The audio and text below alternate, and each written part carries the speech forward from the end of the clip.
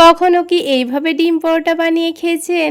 এতটা ফুলকো এবং নরম তুলতুলে আর এর মধ্যে এতটা লেয়ার যুক্ত হবে যে একবার বানিয়ে খাবে আবার বানাতে ইচ্ছে করবে। তো তার জন্য একটা মিক্সিং বোলের মধ্যে 1 কাপ পরিমাণ ময়দা নিয়ে নিচ্ছি। আপনারা চাইলে ডিম পরোটাগুলো আটা দিয়েও বানাতে পারেন। এবার এখানে অল্প একটু লবণ আর চিনি দিয়ে দিচ্ছি। এবার এই শুকনো উপকরণগুলোকে একটু করে মিশিয়ে নেব। এবার ঠিক যেভাবে রুটি করার জন্য আমরা আটা মেখে থাকি সেইভাবে ডোটা মেখে নেব। তো ডোটা যেন অনেকটা নরম না হয়ে যায় তাই বারে বারে অল্প অল্প করে পানি দিয়ে ডোটা মেখে নেওয়াই ভালো। খুব বেশি নরমও হবে না আবার অনেকটা টাইটও হবে না। তো দেখুন খুব সুন্দর করে আমি ডোটা মেখে নিয়েছি। এবার এই ডোটাকে আমি 5 মিনিটের জন্য রেস্টে রাখবো আর ততক্ষণে বাকি কাজগুলো করে নেব। এবার এখানে একটা প্লেট নিয়েছি আর নিয়েছি দুটো ডিম। এরকম ছড়ানো প্লেটের মধ্যেই কিন্তু ডিম দুটোকে ভেঙে নিতে হবে, তাহলে পরোটাগুলো বানাতে সুবিধা হবে। আর কেন সুবিধা হবে সেটা ভিডিওটা পুরো দেখলেই বুঝতে পারবেন।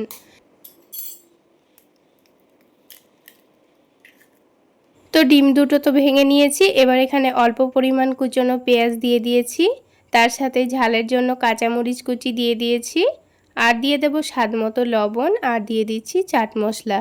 চাট মশলা দিলে কিন্তু পরোটাগুলোর টেস্টটা দারুণ আসে। এবার একটা কাঁটা চামচ দিয়ে ডিম দুটোকে ভালো করে ফেটিয়ে নেব, দিয়ে মশলাটাকেও খুব সুন্দর করে মিশিয়ে নিতে হবে। তো দেখুন সব কিছু খুব ভালো করে মিশিয়ে নিয়েছি। এবার এটাকেও এক সাইডে রেখে দেব। এদিকে ডোটাকে 5 মিনিট রেস্টে রাখার জন্য কিন্তু আগের থেকে অনেকটাই স্মুথ হয়ে গেছে। তো দেখুন ডোটাকে আবার একটু ভালো করে স্মুথ করে নেব আর হাতের মধ্যে একটু লেগে আসছিল বলে অল্প করে একটু ময়দা দিয়ে দিয়েছি, দিয়ে ডোটাকে ভালো করে মেখে নেব। তাহলে আর হাতের মধ্যে লেগে আসবে না আর খুব সুন্দর মাখা হয়ে যাবে। তো ডোটাকে খুব ভালো করে মেখে নেওয়ার পর আমি বড় সাইজের 3টা লেচি কেটে নিচ্ছি। যেহেতু আমি পরোটাগুলো একটু বড় বড় করে বানাবো তাই 3টা লেচি কেটে নিয়েছি। আপনারা যদি মিডিয়াম সাইজের পরোটাগুলো বানাতে চান তাহলে এখানে কিন্তু 4টা পরোটা হবে।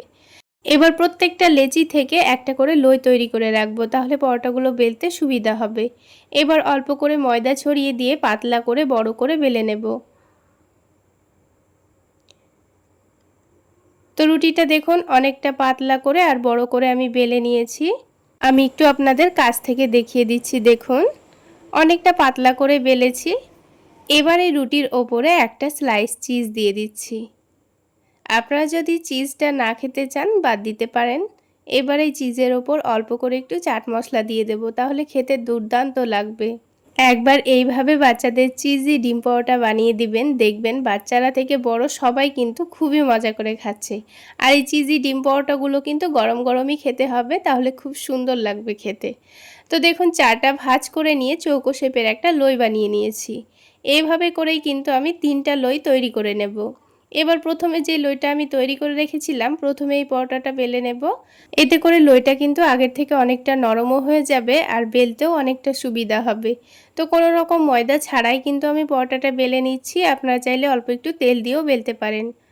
তো দেখুন অনেকটা বড় করে কিন্তু আমি পরোটাটা বেলে নিয়েছি। এবার এই পরোটাটাকে ভেজে নিতে হবে। তো দেখুন পরোটাটা দেখতে কিন্তু অনেকটা লোভনীয় মনে হচ্ছে, খেতে কিন্তু দারুণ হয় বন্ধুরা। এবার পরোটাটাকে ভেজে নেওয়ার জন্য প্যানে 1 টেবিল চামচ মতো সয়াবিন তেল দিয়ে দিচ্ছি। খুব বেশি তেলেরও প্রয়োজন হয় না, অল্প একটু তেল দিলেই পরোটাটা খুব সুন্দর ভাজা হয়ে যায়। এবার যখন তেলটা হালকা গরম হয়ে যাবে তখন পরোটাটাকে ডিমের ব্যাটারে ভালোভাবে ডুবিয়ে নেব। এইভাবে ডোবানোর জন্যই কিন্তু আমি প্লেটের মধ্যে ডিমটা গুলে নিয়েছিলাম, তাহলে খুবই সুবিধা হবে। এবার ডিম থেকে তুলে নিয়ে ডাইরেক্ট এই তেলের মধ্যে দিয়ে দিচ্ছি। তারপর ওপর থেকে অল্প করে একটু ডিমটা দিয়ে দেব, তাহলে খেতে ভীষণই ভালো লাগবে। এবার একদিকটা হালকা হয়ে গেছে, উল্টে দিচ্ছি। 2-3 বার এইভাবে উল্টে পাল্টে ভেজে নিলে দেখবেন পরোটাটা কিন্তু বলের মতো ফুলে উঠছে।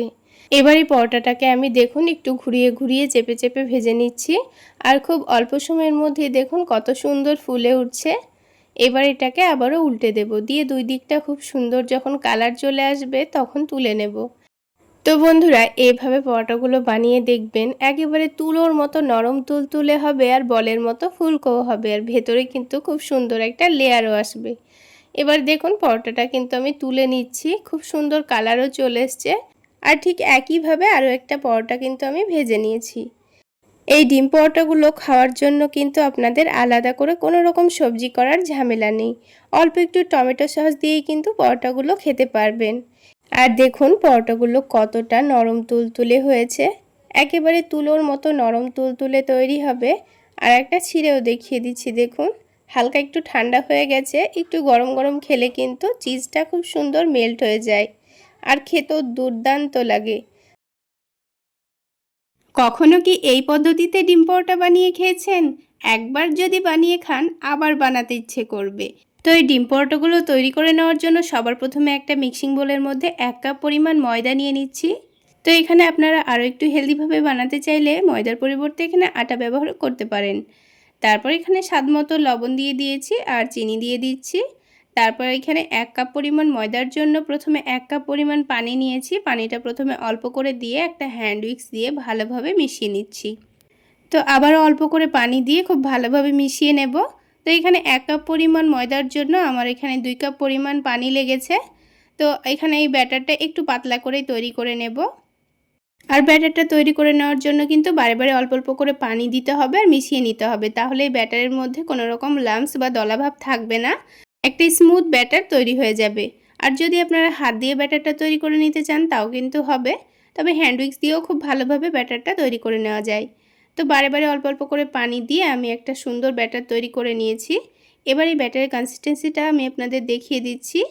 তো একটা চামচ দিয়ে আমি আপনাদের দেখিয়ে দিচ্ছি, দেখুন ব্যাটারটা কিন্তু অতিরিক্ত ঘনও নেই আবার অনেকটা পাতলাও নেই, ঠিক এইভাবে ব্যাটারটা তৈরি করে নেব। তো ব্যাটারটা তৈরি করে নিয়ে এবার ব্যাটারটাকে আমি 5 মিনিটের জন্য এক সাইডে রেস্টে রেখে দিচ্ছি। তো ততক্ষণে আলাদা একটা বাটির মধ্যে আমি 2টো ডিম ফেটিয়ে নেব। তো এই ডিম পরোটাগুলো 1 কাপ পরিমাণ ময়দার জন্য কিন্তু এখানে 2টো ডিমেই হয়ে যাবে, তবে যদি ময়দার পরিমাণটা বেশি থাকে তাহলে ডিমের পরিমাণটাও কিন্তু বাড়িয়ে নিতে হবে। তো ডিমগুলো ভেঙে নেওয়ার পর আমি এখানে এবার স্বাদমতো লবণ দিয়ে দিচ্ছি। তারপর অল্প করে একটু গোলমরিচ গুঁড়ো দিয়ে দেব আর অল্প করে একটু কাশ্মীরি রেড চিলি পাউডার দিয়ে দিচ্ছি। তারপর একটু ভালোভাবে মিশিয়ে নিতে হবে। তো সব কিছুকে একসঙ্গে ভালোভাবে মিশিয়ে নিয়েছি। এবার এই ফ্যাটানো ডিমটাকে এক সাইডে রেখে দেব। এবার এই ডিম পরোটার ভেতরের একটা দারুণ টেস্টি পুর তৈরি করে নেব। সেজন্য এখানে নিয়ে নিয়েছি একটা ছোট বাটি মেপে 1 বাটি গাজর কুচি আর 1 বাটি শসা কুচি। তারপরে নিয়ে নেব 1 বাটি মতো পেঁয়াজ কুচি আর ঝালের জন্য একটু কাঁচামরিচ কুচি করে দিয়ে দিয়েছি। তার সাথে আমি এবার এখানে দিয়ে দেব স্বাদমতো লবণ আর দিচ্ছি অল্প করে একটু চাট মশলা। চাট মশলা দিলে কিন্তু খেতে ভীষণ ভালো লাগবে। এবার এখানে 1 টেবিল চামচ পরিমাণ টমেটো কেচাপ দিয়ে দিচ্ছি আর তার সাথে দিয়ে দিচ্ছি হাফ টেবিল চামচ পরিমাণ গ্রিন চিলি সস। যদি আপনাদের হাতের কাছে না থাকে তাহলে না দিলেও চলবে। এবার দিয়ে দিচ্ছি একটা সেদ্ধ ডিম। তো এখানে সেদ্ধ ডিমটা আমি গ্রেট করে দিয়ে দিচ্ছি। যদি আপনারা সেদ্ধ ডিম না দিতে চান এখানে পনির গ্রেট করে দিলেও হবে অথবা একটু করে চিজ গ্রেট করে দিয়ে দিলেও হবে, খেতে ভীষণ ভালো লাগবে। তো হাতের কাছে যেটা থাকবে সেটাই দেওয়ার চেষ্টা করবেন, খেতে কিন্তু ভীষণ ভালো লাগবে। এবার সব কিছুকে একটু ভালোভাবে মিশিয়ে নিচ্ছি। সব কিছু মিশিয়ে নেওয়া হয়ে গেলে এবার এটাকে এক সাইডে রেখে দেব। তারপর এই ব্যাটারটা থেকে আমি পাতলা পাতলা করে রুটি তৈরি করে নেব। তো এবার এই রুটিগুলো তৈরি করে নেওয়ার জন্য আমি এখানে প্যানের মধ্যে সামান্য তেল দিয়ে দিয়েছি। তারপর একটা কাপড় দিয়ে ভালোভাবে মুছে নিচ্ছি। তো প্রথমে একটু তেল মাখিয়ে এইভাবে একটু হালকা গরম করে নিলে কিন্তু এই রুটিটা প্যানের মধ্যে একটু আটকে যাবে না। তো এখানে আমি 2 চামচ মতো ব্যাটার দিয়ে ভালোভাবে গোল করে রুটির শেপ দিয়ে নিয়েছি। এবার দেখবেন যখন ওপরের দিকটা হালকা শুকিয়ে আসবে তখন এটাকে আমি উল্টে দিয়েছি। আমি এখানে হাত দিয়ে উল্টে দিয়েছি, তবে আপনারা হাত দিয়ে উল্টাতে যাবেন না, একটু স্প্যাচুলা দিয়ে উল্টে নেবেন। এবার 2 দিকটা হালকাভাবে ভেজে নেওয়া হয়ে গেলে এবার এটাকে তুলে নিচ্ছি। তো একটা হয়ে গেলে আমি বাকি রুটিগুলো ঠিক একইভাবে আমি ভেজে নেব। তো এই রুটিগুলো কিন্তু তৈরি করতে খুব বেশি সময় লাগে না, একটা করে রুটি তৈরি করতে 3 থেকে 4 মিনিট মতো সময় লাগবে। ওপরের দিকটা শুকিয়ে আসলে উল্টে দিলেই কিন্তু হয়ে যাবে। আর এই রুটিগুলো তৈরি করে নেওয়ার সময় কিন্তু অবশ্যই গ্যাসের ফ্লেমটা মিডিয়ামে রেখে তৈরি করে নেবেন, তা না হলে নিচে থেকে পুড়ে যেতে পারে, তখন কিন্তু রুটিগুলো খুব একটা ভালো হবে না। তো এইভাবে একটু হালকা করে সেঁকে নিলেই হয়ে যাবে, যেহেতু পরে আবার রুটিগুলোকে ভেজে নেব তাই হালকা করে সেঁকে নিলেই হয়ে যাবে। তো দেখুন এখানে সবগুলো রুটি তৈরি করে নেওয়ার পর এখানে একটা করে রুটি নিয়ে আমি এইভাবে একটু মধ্যে থেকে কেটে নিচ্ছি।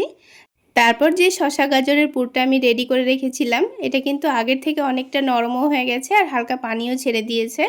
এবার এখান থেকে 1 টেবিল চামচ মতো আমি এই সবজির পুরটা নিয়ে নিচ্ছি। তারপর এখানে অল্প করে এক সাইডে রেখে দেওয়ার পর যে ব্যাটারটা আমি রেডি করে রেখেছিলাম ওই ব্যাটারটা অল্প করেই সাইডে লাগিয়ে দেব। এইভাবে লাগিয়ে দেওয়ার পর এটাকে ভাঁজ দিলে কিন্তু একটু আর খুলে যাবে না, সেই জন্য আমি ব্যাটারটা অল্প করে লাগিয়ে দিয়ে এইভাবে করে একটু ভাঁজ দিয়ে চেপে দিয়েছি। তো এইভাবে করে একটু চেপে দেবেন, সবগুলো ঠিক একইভাবেই তৈরি করে নেব। আমি আপনাদের বোঝার সুবিধার্থে আরও একটি তৈরি করে দেখিয়ে দিচ্ছি, দেখুন। তো অল্প করে চারিদিকে অল্প করে ব্যাটারটা লাগিয়ে দেওয়ার পর এভাবে ভাঁজ দিয়ে নিয়ে একটু ভালোভাবে চেপে দিতে হবে। তো প্রথমে সবগুলো পরোটা এইভাবে রেডি করে নিতে হবে, তাহলে ভাজতে খুবই সুবিধা হবে। তো সবগুলো রেডি করে নেওয়ার পর এবার আমি আপনাদের পরোটাগুলো ভেজে দেখিয়ে দিচ্ছি। তো প্যানের মধ্যে এখানে সামান্য পরিমাণ তেল দিয়ে দিচ্ছি। আর এই পরোটাগুলো ভাজতে কিন্তু খুব একটা তেলেরও প্রয়োজন হয় না। এবার যে ডিমটা ফেটিয়ে রেখেছিলাম তার মধ্যে এই পরোটাটাকে ভালোভাবে ডুবিয়ে নেব। এইভাবে ডুবিয়ে নেওয়ার পর তুলে নিয়ে সাথে সাথে তেলের মধ্যে ছেড়ে দেব। আর এই পরোটাগুলো ভেজে নেওয়ার সময় যেন তেলটা অতিরিক্ত গরম না থাকে, তা না হলে কিন্তু ওপরের যে ডিমটা আছে সেটা পুড়ে যাবে আর কিন্তু পরোটাটা কাঁচাই থেকে যাবে। তাই গ্যাসের ফ্লেমটা মিডিয়ামে রেখে একটু সময় নিয়ে ভেজে নেবেন, তাহলে পরোটাগুলো কিন্তু অনেকটাই ক্রিস্পি হবে, খেতেও ভালো লাগবে। তো পরোটাটাকে উল্টে পাল্টে খুব সুন্দর কালার আসা পর্যন্ত একটু ভালোভাবে ভেজে নিয়েছি। তারপর তেলটা ঝরিয়ে নিয়ে তুলে নেব। আর দেখুন দেখতে কতটা লোভনীয় হয়েছে। তো দুটো পরোটাই কিন্তু আমি তুলে নিয়েছি। এবার আমি আপনাদেরকে আরও দুটো পরোটা ভেজে দেখিয়ে দিচ্ছি। তাহলে বন্ধুরা, আজকের এই ডিম পরোটা রেসিপি আপনাদের কেমন লাগলো অবশ্যই কমেন্ট সেকশানে জানাবেন। আর ভালো লাগলে একটা লাইক শেয়ার করে দেবেন। আর আমার এই সহজ রেসিপিগুলো যদি ইউটিউব চ্যানেল থেকে দেখে থাকেন চ্যানেলটি সাবস্ক্রাইব করে দেবেন। আর ফেসবুক পেজ থেকে দেখে থাকলে পেজটি ফলো করে দেবেন। তো বন্ধুরা দেখুন, এই পরোটা দুটোকেই কিন্তু আমি উল্টে পাল্টে একটু ক্রিস্পি করে ভেজে নিয়েছি। তো সবগুলো পরোটা ঠিক একইভাবে আমি ভেজে নেব। তাহলে বন্ধুরা, একবার হলো এই ইউনিক টেস্টের ডিম পরোটাগুলো বানিয়ে খেয়ে দেখবেন, খেতে কিন্তু ভীষণ মজার হয়। তাছাড়া কোনো রকম সবজি করার ঝামেলা থাকে না, বানিয়ে ঝটপট খেয়ে নেওয়া যাবে। আর বানিয়ে বাচ্চাদের স্কুল টিফিনেও আপনারা দিতে পারেন। তো বন্ধুরা, সবগুলো ডিম পরোটা কিন্তু তৈরি করা হয়ে গেল। এবার একটা ডিম পরোটা আমি আপনাদের ভেঙে এর ভেতরটা দেখিয়ে দিচ্ছি। চাইলে এই ডিম পরোটাগুলো আপনারা টমেটো সসের সঙ্গেও খেতে পারেন, আবার খালি মুখেও খেতে ভীষণ ভালো লাগে। তাহলে বন্ধুরা, আজকে এই পর্যন্তই। সকলে অনেক বেশি ভালো থাকবেন, সুস্থ থাকবেন। দেখা হচ্ছে আরও একটি নতুন রেসিপি নিয়ে নেক্সট এপিসোডে।